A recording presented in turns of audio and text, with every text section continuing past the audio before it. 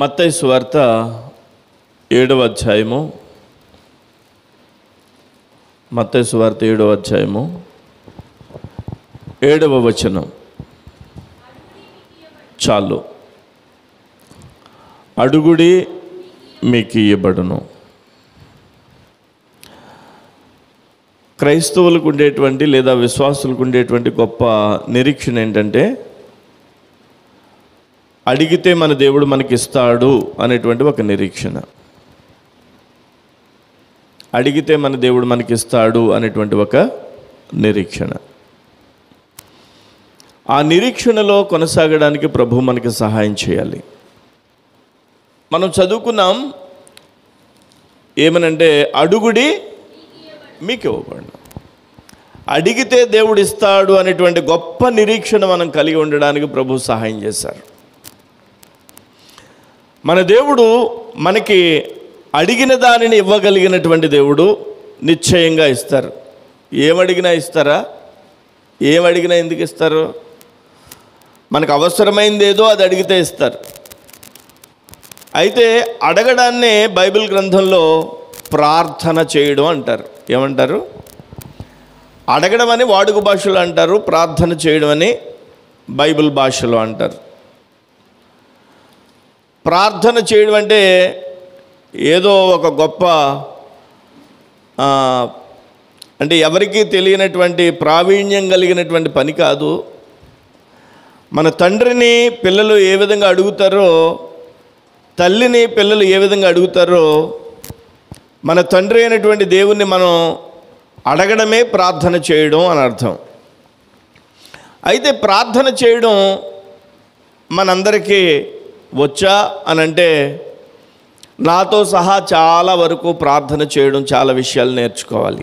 దేవునికి స్తోత్రం కలుగును. నాతో సహా ప్రార్థన చేయడం అనేది మనం ఎలా చేయాలో, ఎప్పుడు ఏ ప్రార్థన చేయాలో అనేది చాలా అవసరం.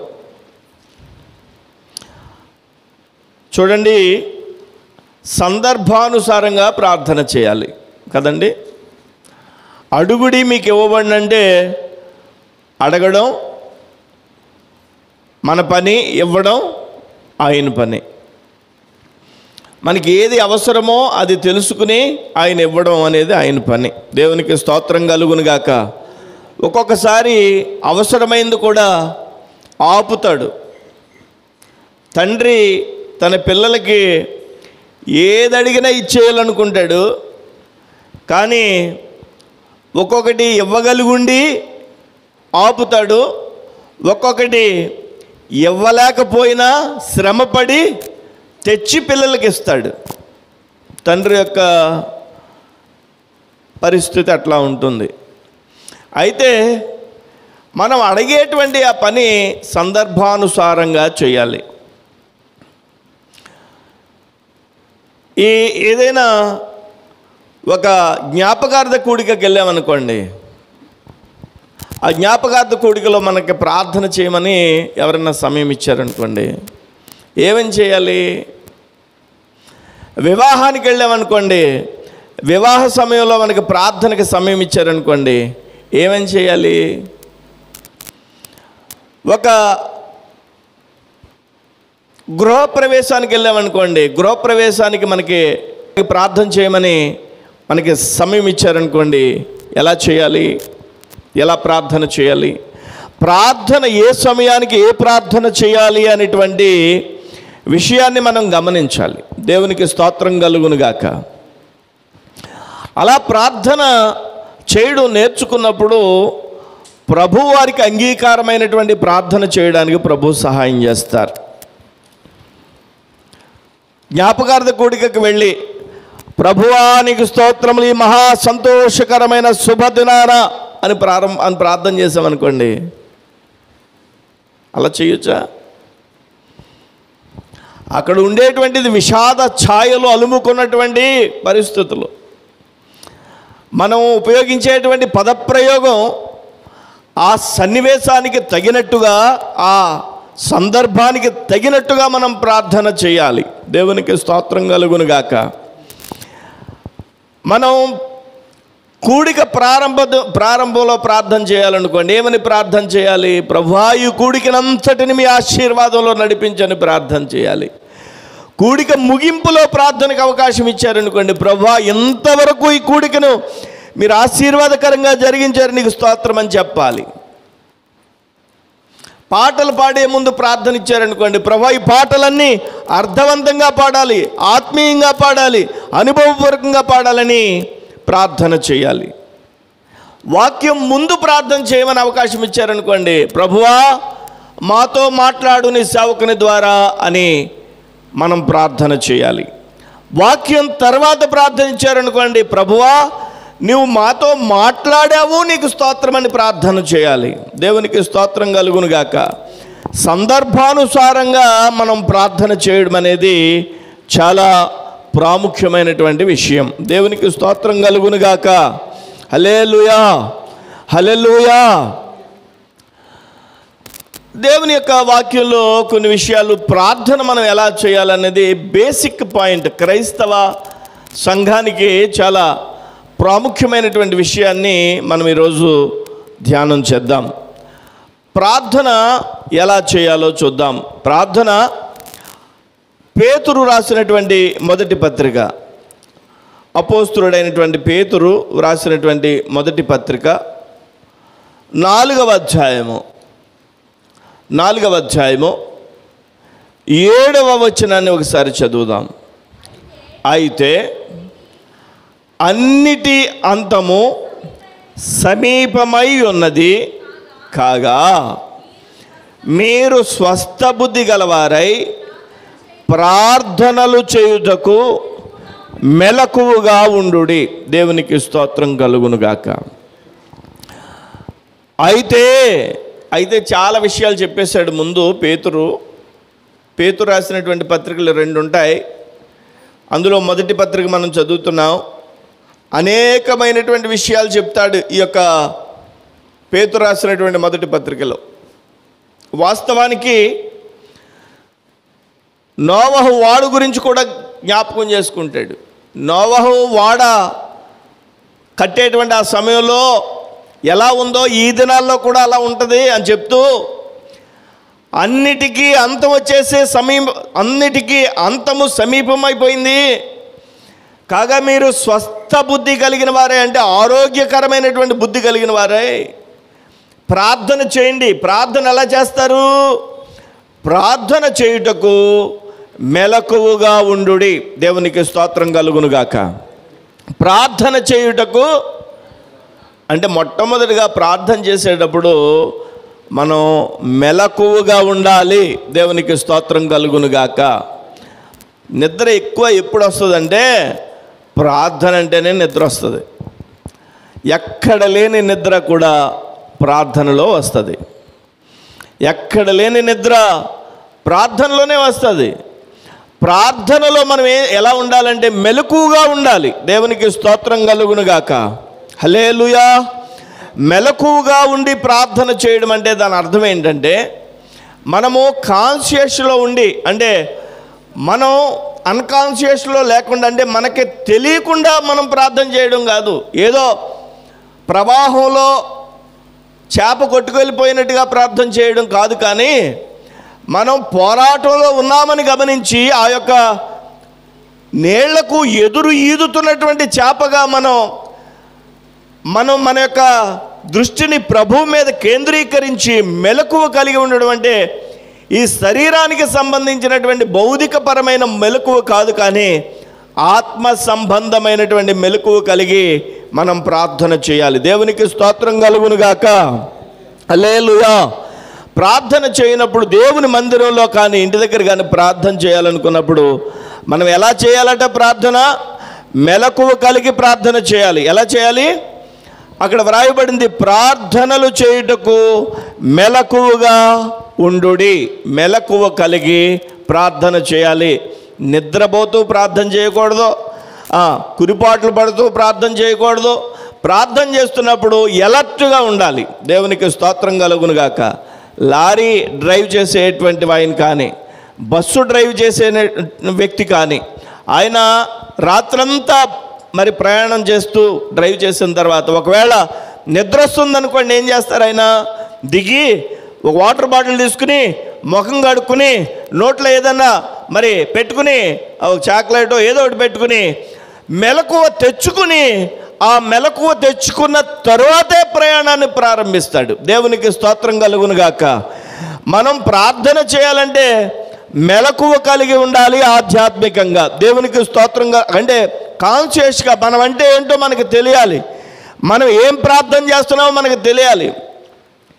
చాలాసార్లు అంటూ ఉంటాం, ఎరా ఏంటది నిద్రపోతున్నావా లేకపోతే మెలకువగా ఉన్నావా అని అంటారు. మెలకువగా ఉన్న వ్యక్తిని కూడా అంటే ఆ వ్యక్తి చేస్తున్నటువంటి పనిని బట్టి ఆ మాట పదప్రయోగం చేస్తూ ఉంటారు. నిద్రపోతున్నావా లేదంటే మెలకువగా ఉన్నావా అని అంటారు. అంటే మనం చేసేటువంటి ప్రార్థన, మనం ఏ ప్రార్థన చేస్తున్నామో, ఏ ప్రార్థన మనం దేవునికి విజ్ఞాపన చేస్తున్నామో ఆ ప్రార్థన మెలకువగా ఉండి ప్రార్థన చేయాలి. దేవునికి స్తోత్రం కలుగునుగాక. హల్లెలూయా. రెండవ విషయం మనం జ్ఞాపకం చేసుకోవాల్సింది, ప్రార్థన ఎలా చేయాలో మీకు నేను గుర్తు చేస్తాను. యాకోబు పత్రిక ఒకసారి తెరిచి చూడండి. యాకోబు పత్రిక, దాని వెనకాలే ఉంటారు, పేతురు రాసినటువంటి పత్రిక వెనకాల ఉంటుంది. యాకోబు పత్రిక 5వ అధ్యాయము 15వ వచనం ఒకసారి చదువుదాం. విశ్వాస సహితమైన ప్రార్థన, చాలు, విశ్వాస సహితమైన ప్రార్థన. మొదటిది ఏం చెప్పాను? మెలకువ కలిగి ప్రార్థన చేయాలి.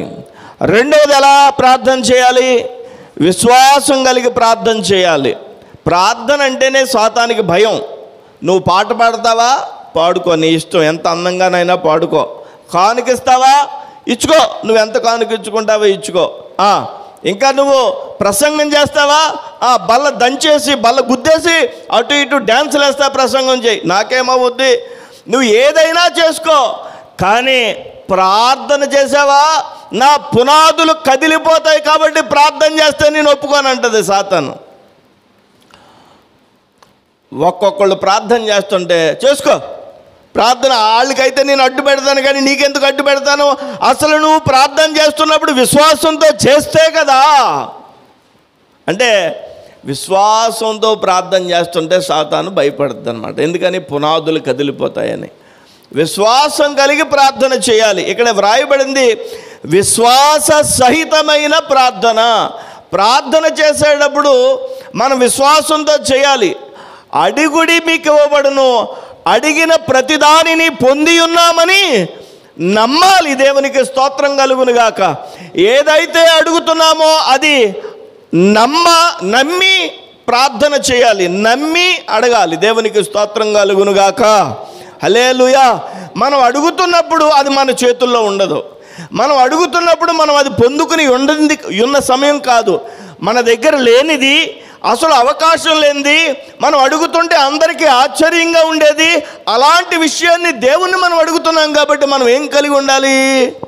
విశ్వాసం కలిగి ఉండాలి. దేవునికి స్తోత్రం కలుగునుగాక.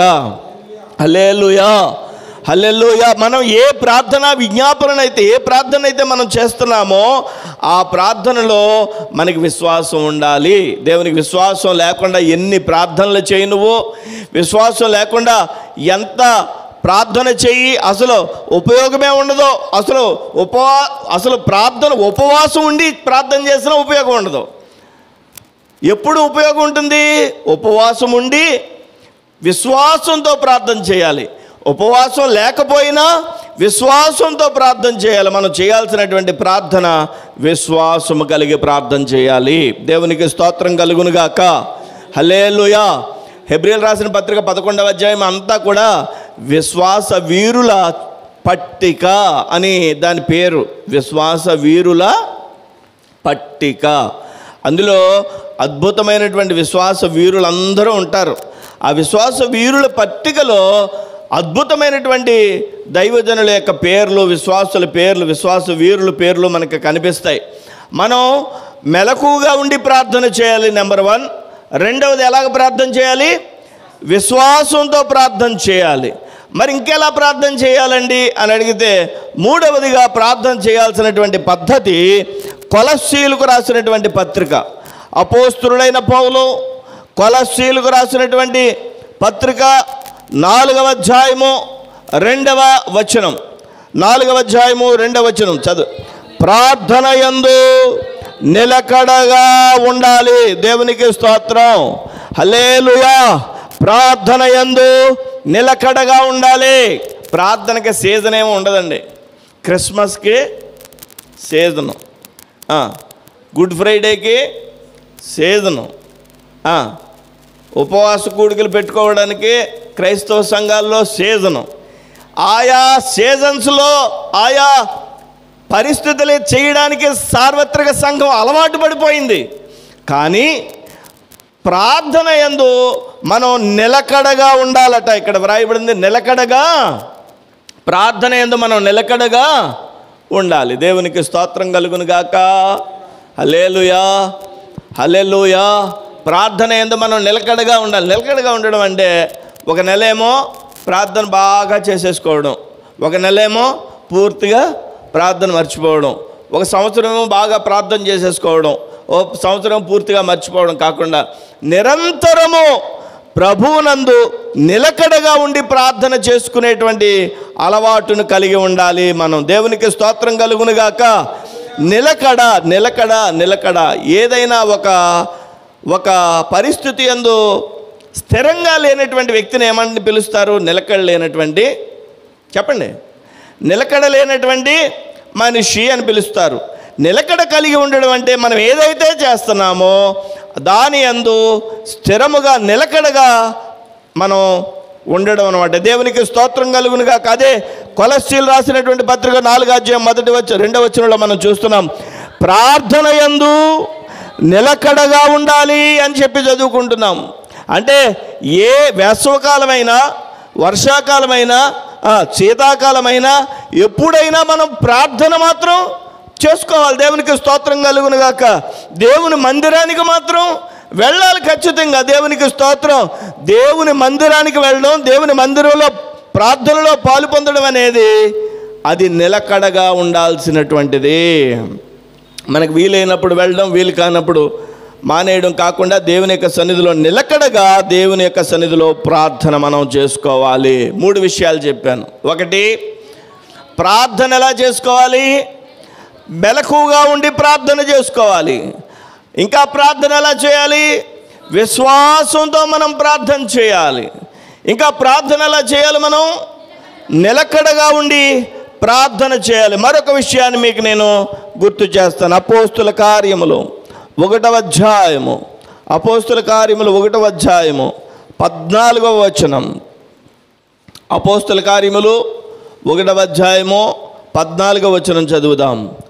వీరందరూ వీరితో కూడా కొందరు స్త్రీలను యేసు తల్లి అయిన మరియయు ఆయన సహోదరులను ఏక మనస్సుతో ఎడతెగక ప్రార్థన చేయుచుండిరి. ఏక మనస్సుతో ఎడతెగక ప్రార్థన చేయుచుండిరి. ఏక మనస్సుతో ప్రార్థన చేయాలి మనం. దేవునికి స్తోత్రం కలుగునుగాక. ఎలా చేయాలి? ఏక మనస్సుతో ప్రార్థన చేయాలి. అంటే ఒక నలుగురు ఉన్నామనుకోండి, నలుగురు 4 ప్రార్థనలు కాదు, నలుగురు ఒకే ఒక ప్రార్థన చేయాలి. అప్పుడు ఆ ప్రార్థనకి పట్టు ఎక్కువ ఉంటుంది. దేవునికి స్తోత్రం కలుగునుగాక. అందుకనే ప్రార్థన అయిన తర్వాత అందరూ ఏమని చెప్తారు? ఆమేన్ అని చెప్తారు. అంటే అవును, ఆవిడ చెప్పిందే నేను ఏకీభవిస్తున్నాను, ఆయన చెప్పిందే నేనే ఏకీభవిస్తున్నాను, ఆయన అడిగిందే నేను కోరుకుంటున్నాను, ఆవిడ అడిగిందే నేను కోరుకుంటున్నానని ఆమేన్ అని చెప్తారు. దేవునికి స్తోత్రం. ఎలా చేయాలి ప్రార్థన? ఏక మనస్సుతో చేయాలి. ఒకే చోట ఉన్న వారందరూ కూడా ఒకే మనస్సు కలిగి, ఏక మనస్సు కలిగి ప్రార్థన చేయాలి. ఏక మనస్సు కలిగి ప్రార్థన చేయాలంటే ఎలా చేయాలి? ఎలా కుదురుద్ది? మనం ఒక 10 మందో 50 మందో 20 మందో ఉన్నప్పుడు ప్రార్థన చేయడానికి మనకు అవకాశం వస్తే ఆ ప్రార్థన ఏకీభవించాలి అందరూ. అంటే ఏం చేయాలి? మనం వాళ్ళకి వినిపిస్తేనే కదా, అవునా? వాళ్ళకి వినిపిస్తేనే వాళ్ళు ప్రార్థన చేస్తారు. నీ నోట్లో నీ మనసులో నువ్వు ప్రార్థన చేసుకుంటే వాళ్ళకేం వినిపిస్తుంది? అందుకని నేను పైకి వినిపించకుండా ప్రార్థన చేసిన వాళ్ళకి ఎప్పుడు నేను ఆమేన్ అని చెప్పను. ఎందుకంటే వాళ్ళు ఏం ప్రార్థన చేశారు నాకేం తెలుసు. అంతే. వాళ్ళు పైకి వినిపించేటట్టుగా ప్రార్థన చేసిన దానిని మనం ఏమనాలంటే ఆమేన్ అని చెప్తాను. హల్లెలూయా, హల్లెలూయా. ఆ సమయంలో మనకి దేవుడిచ్చిన అవకాశాన్ని మనం ఏం చేయాలంటే అక్కడ ఉన్న 10 మందికి వినిపించే, ఇది నాకు కావాలని అడగాలి. అడిగితే దేవుడు వాళ్ళు కూడా విని అవును ప్రభువా ఇది కావాలని వాళ్ళు అడిగితే ఆ ఏకీభవించిన ప్రార్థనకి బలం ఎక్కువ ఉంటుంది. దేవునికి స్తోత్రం కలుగునుగాక. హల్లెలూయా, హల్లెలూయా.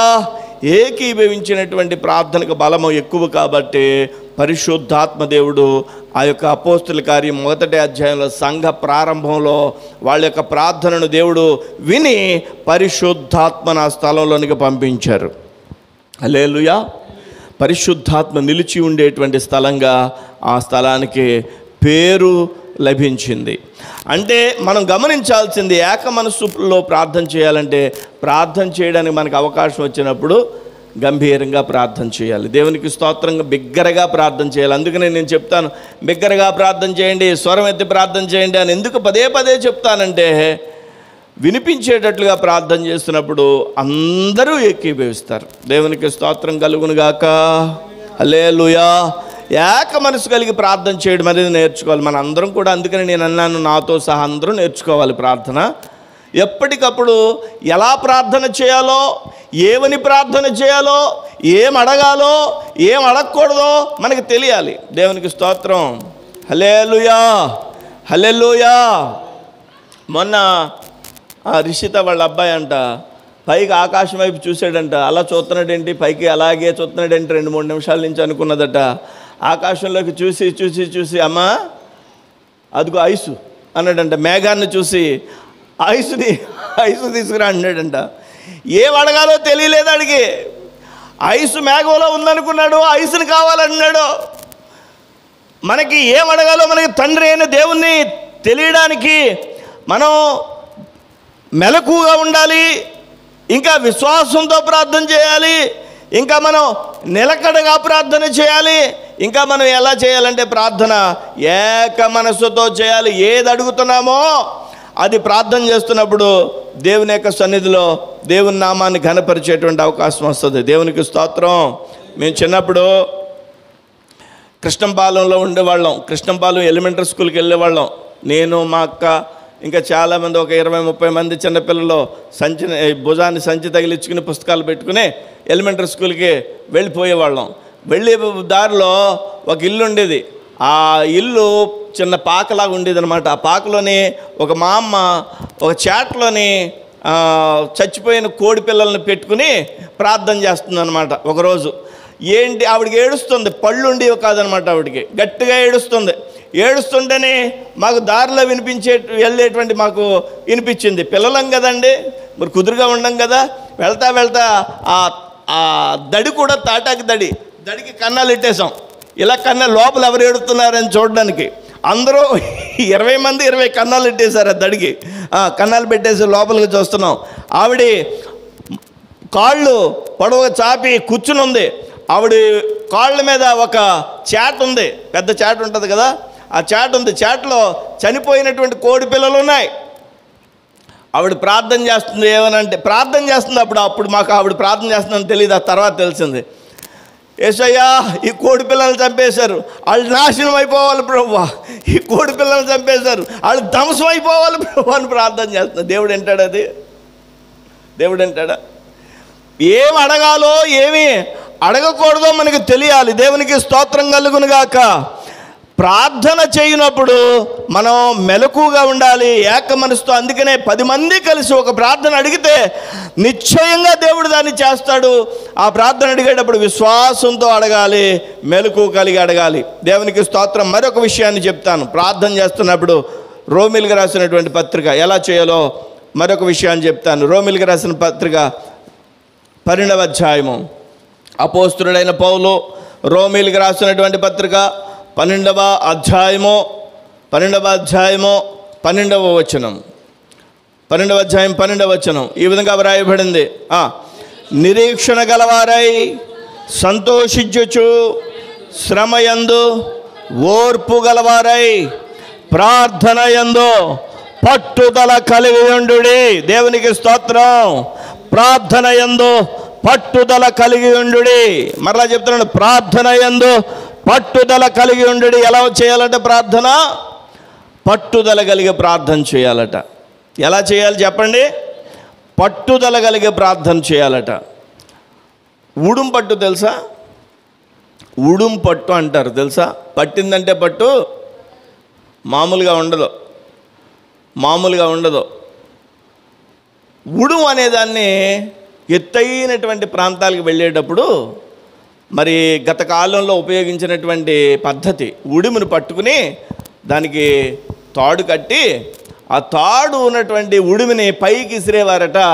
ఆ గోడ నుంచి అవతలకి దాటాలంటే ఎత్తైనటువంటి ఆ ప్రాంతంలో ఉడిమి ఇసిరిన తర్వాత ఉడుము అక్కడ పట్టుకునేదట. పట్టుకుంటే ఈ తాడు ఎలాడుతుంది కదా, ఉడుముకి కట్టిన తాడు, ఈ తాడు పట్టుకుని పైకి ఎక్కేసేవారట. ఇది చరిత్రలో జరిగినటువంటి సంఘటనలు. ఉడుము పట్టంటే అది పట్టిందంటే ఇక విడిచిపెట్టదు. మన ప్రార్థన కూడా అలాగే ఉండాలి. పట్టుదల కలిగినటువంటి ప్రార్థన అయి ఉండాలి. దేవునికి స్తోత్రం కలుగును గాక. హల్లెలూయా. మనమేదో దేవుడు చేస్తాడో చేయడో అన్నట్టుగా టెస్ట్ చేద్దామన్నట్లుగా మన ప్రార్థనలు ఉండకూడదు. కానీ మన ప్రార్థనలు దేవుని యొక్క సన్నిధిలో పట్టుదల కలిగి ఉండాలి. పట్టుదల కలిగినటువంటి ప్రార్థనలు మనం చేయాలి. దేవునికి స్తోత్రం. మనం పట్టుదల కలిగి చేస్తున్నామా?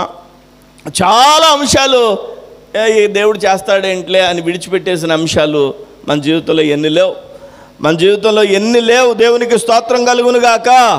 హల్లెలూయా. పలానా వాడు మారడండి అని ప్రపంచం చెప్పినా వాడి కోసం ప్రార్థన చేయాలి. దేవుడు మారుస్తాడు. దేవునికి స్తోత్రం కలుగును గాక. హల్లెలూయా. మన జీవితాల్లో మేలు కలగదు అని ఎవరైనా మాట్లాడితే నువ్వు బాగుపడవనంటే పట్టుదల కలిగి ప్రార్థన చేయాలి. దేవుడు సహాయం చేస్తాడు. దేవునికి స్తోత్రం కలుగును గాక. మనం చేసేటువంటి ప్రార్థన పట్టుదల కలిగినటువంటి ప్రార్థన అయి ఉండాలి. ఎలాంటి ప్రార్థన అయి ఉండాలి? పట్టు విడిచిపెట్టేసేటువంటి ప్రార్థన కాకుండా మనం పట్టుదల కలిగినటువంటి ప్రార్థన చేసినప్పుడు దేవుడు దాన్ని మెచ్చుతాడు, ఇష్టపడతాడు, ఆలకిస్తాడు, అంగీకరిస్తాడు. దేవునికి స్తోత్రం. హల్లెలూయా. హల్లెలూయా. ప్రార్థన చేస్తున్నప్పుడు మనం పట్టుదలతో చేస్తున్నామా, ఏకాగ్రతతో చేస్తున్నామా అనేది దేవుని యొక్క సన్నిధిలో మనం పరీక్షించుకుంటూ ప్రార్థన చేయాలి. ఏ విషయాలు చెప్పాను ఒకసారి గుర్తు చేయండి నాకు.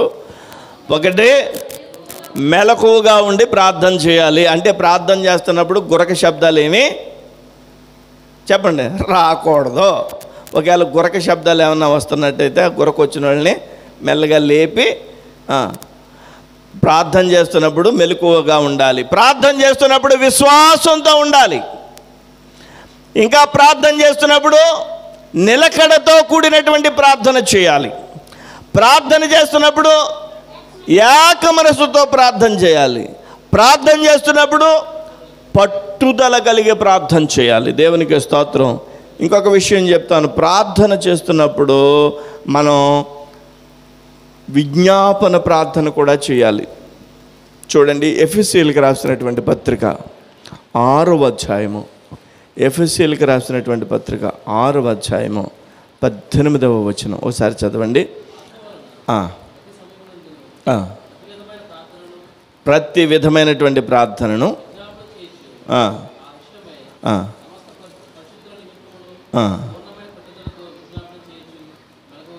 మెలకువగా ఉండండి. ఎఫెసీయులకు రాసిన పత్రిక 6వ అధ్యాయము 18వ వచనం. ఆత్మ వలన ప్రతి సమయమందును ప్రతి విధమైన ప్రార్థనను విజ్ఞాపన చేయుచు. ప్రతి విధమైన ప్రార్థనను విజ్ఞాపన చేయుచు. విజ్ఞాపన చేయడం అంటే, ప్రార్థనను విజ్ఞాపన చేయడం అంటే ఏంటి? మన కోసం మనం కొన్ని ప్రార్థనలు చేసుకుంటాం. ప్రభువా నాకు అది కావాలి, ఇది కావాలని. మనం మన కోసమే ప్రార్థన చేసుకోకూడదట. ప్రార్థన అనేది విజ్ఞాపన ప్రార్థన చేయాలంటే అనేక మంది కొరకు మనం ప్రార్థన చేయాలి. దేవునికి స్తోత్రం కలుగును గాక. అప్పుడు దేవుడు ఆ ప్రార్థనను విని ఆ ప్రార్థనను ఆలకించి అన్నిటితో పాటుగా మనకు కూడా సహాయం చేస్తాడు. దేవునికి స్తోత్రం కలుగును గాక. హల్లెలూయా. మనం విజ్ఞాపన ప్రార్థన చేయడానికి మనం విశ్వాసంతో మోకరించి అడగాలి. ఎవరెవరికి ఏ అవసరతలు ఉన్నాయి గుర్తు చేసుకుని మోకరించినప్పుడు మనం ప్రార్థన చేయాలి. విజ్ఞాపన ప్రార్థనలు దానియేలు గారి కుటుంబంలో ఏం అవసరమో, ఫలానా వారి కుటుంబంలో ఏం అవసరమో, ఫలానా వారి కుటుంబంలో ఏం అవసరమో, ఫలానా వారి కుటుంబంలో ఏం అవసరమో మనకి ప్రార్థనాంశాలు తెలుసు. కాబట్టి విజ్ఞాపన ప్రార్థనలు చేయడానికి మనం ఇష్టపడినప్పుడు దేవుడు మనకి సహాయం చేస్తాడు. అందుకనే ఎఫెసీయులకు రాసిన పత్రిక 6వ అధ్యాయం 18వ వచనంలో ఆత్మ వలన ప్రతి సమయమందును ప్రతి విధమైన ప్రార్థనను విజ్ఞాపన చేయాలి. దేవునికి స్తోత్రం. ఆత్మ కలిగి ఉన్నటువంటి వారు విజ్ఞాపన చేస్తారు. ఆత్మ కలిగి ఉన్నటువంటి వారు విజ్ఞాపన ప్రార్థన చేయడానికి ప్రేరేపించబడతారు. దేవుని సన్నిధిలో వారు ప్రార్థనలు చేసి దేవుని నామాన్ని మహిమపరుస్తారు. దేవునికి స్తోత్రం కలుగును గాక. విజ్ఞాపన ప్రార్థన చేస్తున్నామా? మన ప్రార్థన విజ్ఞాపన ప్రార్థనగా ఉన్నదా? మన ప్రార్థన మెలకువ కలిగి ఉన్నదా? మన ప్రార్థన విశ్వాసం కలిగి ఉందా? మన ప్రార్థన నిలకడతో చేస్తున్నామా? మన ప్రార్థన ఏక మనస్సుతో చేస్తున్నామా? మన ప్రార్థన పట్టుదలతో చేస్తున్నామా? మన ప్రార్థన విజ్ఞాపనతో చేస్తున్నామా? దేవునికి స్తోత్రం కలుగును గాక. విజ్ఞాపన ప్రార్థన మనం చేసినప్పుడు మన జీవితాల్లో మనకి ఎంతగానో మేలు కలుగుద్ది. దేవుడు యొక్క కృపను మనం పొందగలుగుతాం. హల్లెలూయా, హల్లెలూయా. మరొక ప్రార్థన అంశాన్ని మీకు నేను గుర్తు చేస్తాను. ప్రార్థన చేస్తున్నప్పుడు ఎలా ప్రార్థన చేయాలి అనేది ప్రార్థనలో ఈ యొక్క మాటల్లో మనం గుర్తు చేసుకుందాం. కొరింథీయులకు రాసినటువంటి పత్రిక 1వ అధ్యాయము 11వ వచనం.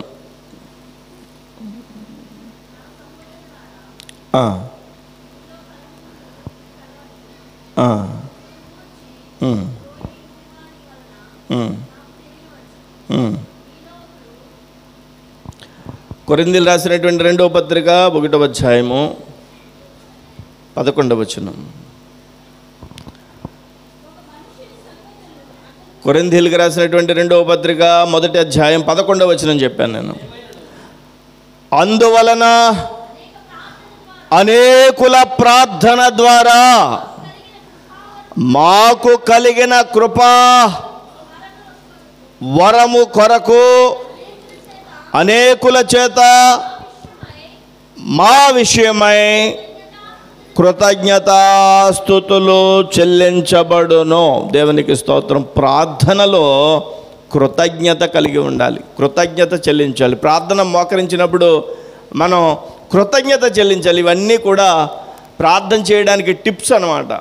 ప్రార్థన చేయనప్పుడు ఎలా ప్రార్థన చేయాలి? మనం కృతజ్ఞత కలిగి ప్రార్థన చేయాలి.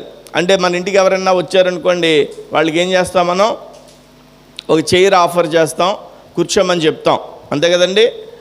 వాళ్ళు కూర్చోబెట్టిన తర్వాత మాట్లాడతాం. మనం ఎవరింటికన్నా వెళ్ళామనుకోండి, అలాగే వాళ్ళు కూడా కూర్చోబెట్టి మాట్లాడతారు. నిలబడి మాట్లాడి పంపించేశారనుకోండి, ఏంటి ఇలా పంపించేశారని సహజంగా అనుకుంటూ ఉంటారు. సందర్భాన్ని బట్టి కొద్దిగా టైం ఉంటే కూర్చోమని అడుగుతారు.